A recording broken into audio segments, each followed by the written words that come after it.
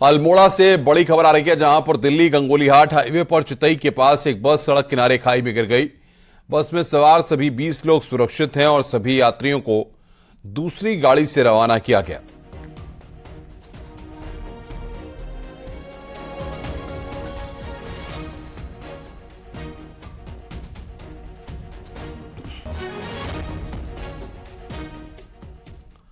देहरादून में आज युवा महोत्सव का आयोजन किया गया। कार्यक्रम में पहुंचे मुख्यमंत्री पुष्कर सिंह धामी ने रोजगार प्रयाग पोर्टल को लॉन्च किया। कौशल विकास विभाग ने आयोजन इस प्रोग्राम में कई कॉलेजों और इंस्टीट्यूट के छात्रों ने भाग लिया। इस दौरान सीएम ने कहा कि प्रदेश के युवाओं को रोजगार देने के लिए सरकार लगातार काम कर रही है और साथ ही सीएम ने कहा कि युवाओं के भविष्य से खिलवाड़ नहीं होने देंगे, जिसके लिए सरकार नकल अध्यादेश कानून लाई है। हमने तय किया कि अब ये लूट का काम, ये धोखेबाजी का काम, ये हमारे युवा भाई बहनों के भविष्य के साथ खिलवाड़ का काम हम अब नहीं होने देंगे। हमने तय किया किसी भी कीमत पर ये नकल अब आगे नहीं बढ़ेगी और नकल के खिलाफ हमने सख्त कार्रवाई करने का निर्णय लिया। उसका असर हुआ कि 80 से भी ज्यादा लोगों को इस नकल के माफियाओं के साथ रहने के कारण से, नकल करवाने के कारण से जेल की सलाखों के पीछे जाना पड़ा, उनको जेल में जाना पड़ा। इतने भर से भी हम रुके नहीं भाइयों बहनों। हमने कहा कि ब्लड प्रूफ योजना होनी चाहिए, किसी कीमत पर अब नकल नहीं होनी चाहिए। जो हमारे प्रतिभावान छात्र हैं, जिनके अंदर योग्यता है, क्षमता है, प्रतिभा है, उनको चयन का अवसर मिलना चाहिए। उसके लिए हम पूरे देश का सबसे नकल का सबसे कड़ा कानून लेकर आए भाइयों बहनों। आगे बढ़ते हैं। ऋषिकेश कर्णप्रयाग रेल लाइन का काम जारी है। वहीं रेल लाइन के महत्वपूर्ण चरण का काम पूरा हुआ है। लक्ष्मौली और मलेता के बीच 3 किलोमीटर सुरंग बनकर तैयार हो गई है। वहीं रेलवे ट्रैक के 105 किलोमीटर का हिस्सा सुरंग के अंदर से गुजरेगा। ऋषिकेश कर्णप्रयाग रेल परियोजना 125 किलोमीटर की है।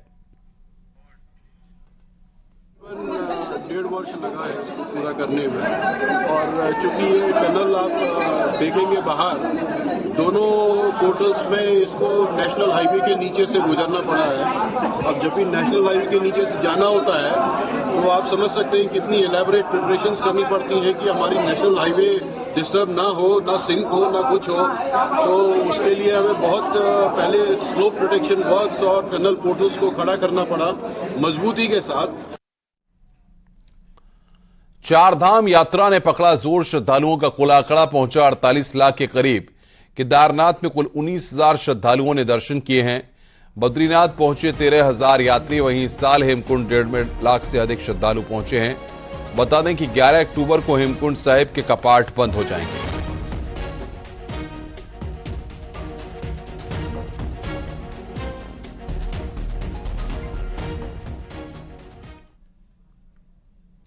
बद्रीनाथ धाम में स्थापना नीति के स्पष्ट न होने के बाद तीर्थ पुरोहितों का धरना पिछले 3 महीने से जारी है। तीर्थ पुरोहितों का कहना है कि मंदिर परिसर के क्षेत्र में जो 75 मीटर क्षेत्र खाली किया जा रहा है, उसमें उनकी भूमि और मकान प्रभावित हो रहे हैं, लेकिन अभी तक उनको यह पता नहीं है कि उनको भूमि कहां मिल रही है।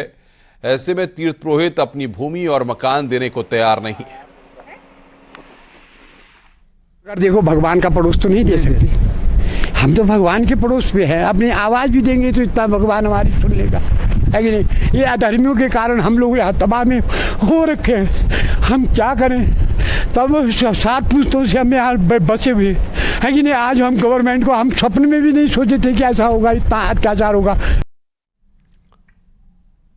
उत्तरकाशी में गंगोत्री हाईवे पर बंदरकोट से लेकर नगुण तक बड़े बड़े डंपर से मलबा सीधे गंगा नदी में फेंका जा रहा है। गंगा विचार मंच से जुड़े लोगों की माने तो ये डंपर ऑल वेदर में लगे बीआरओ के ठेकेदारों को जो सीधे गंगा नदी को प्रदूषित कर रहे हैं, जिसकी तस्वीरें भी सामने आई हैं, जिसमें देखा जा सकता है कि किस तरह गंगोत्री हाईवे पर पड़े मलबे को सीधे डंपर में भरकर गंगा नदी में फेंका जा रहा है। लोगों का कहना है कि उत्तरकाशी में एनजीटी के नियमों का जमकर उल्लंघन किया जा रहा है, लेकिन जो जिम्मेदार अधिकारी हैं वो चुप बैठे हुए हैं।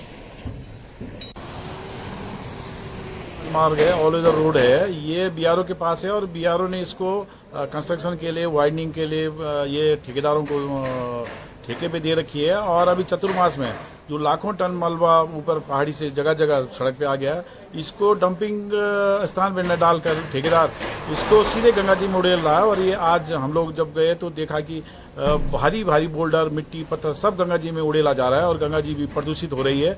और जो प्रधानमंत्री जी का जो ड्रीम प्रोजेक्ट है माँ गंगा को स्वच्छता और उसको निर्मलता। उत्तरकाशी के पुरोला में 3 महीने से बंद पड़ी सड़क को खोल दिया गया है। 35 गांव को जोड़ने वाली सड़क बरसात में बंद हो गई थी, जिसके बाद गांव के लोगों ने प्रशासन और विभाग को कई बार अपनी परेशानी के बारे में बताया, लेकिन किसी ने सुध नहीं ली। उसके बाद गांव के लोगों ने नगर पंचायत अध्यक्ष की मदद से खुद ही रोड को खोल दिया। जो 3 महीने बंद हो गए होके बरसात में बंद हुई थी और विभाग को कई बार सूचित किया है, लेकिन जो है कोई कार्रवाई नहीं की गई। तो अभी पता लगा कि नगर पंचायत अध्यक्ष के माध्यम से शायद उनके द्वारा ये थोड़ा रास्ता खोला गया वैकल्पिक। विभिन्न जनप्रतिनिधियों ने, संगठनों ने विभाग को, शासन प्रशासन को ज्ञापन भी दिया और विभाग के चक्कर भी काटे कि रोड किसी तरीके से खुल जाए, लेकिन विभाग के लोगों का गैर जिम्मेदाराना बयान रहा कि भैया हमारे पास पैसा नहीं है, हम किस तरीके से इस रोड को खोलें। और वहां के जो लोग जा रहे थे वो बार बार जो है निराश होकर के लौट रहे थे। रुक रहे हैं यहां पर एक ब्रेक के लिए। ब्रेक के बाद खबरों का सिलसिला लगातार जारी है।